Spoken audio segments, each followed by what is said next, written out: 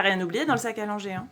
Non. Il avait tout oublié. Il avait préparé le sac comme un vendeur à la sauvette ramasserait en urgence son étalage de coques de téléphone et de ceintures Juliette Armani. Comme au supermarché en début de confinement, il avait pris n'importe quoi. Dans le sac, aucune cohérence. Un bordel qui ferait passer Mary Poppins pour Marie Kondo. Malheureusement, une bougie parfumée, un presse-ail et un hand spinner ne suffiraient pas au moment d'affronter une turbo cagasse à débordement dans le RER. Il allait devoir fabriquer un slip de bébé sumo en sacrifiant le foulard en cachemire de sa femme, qu'il avait aussi embarqué par erreur. Il passerait sa journée à lire les micro-expressions sur le visage de son fils, comme dans Lie to Me, pour anticiper les prochains coups de grisou. Oublie pas qu'à 16h, il doit goûter, hein.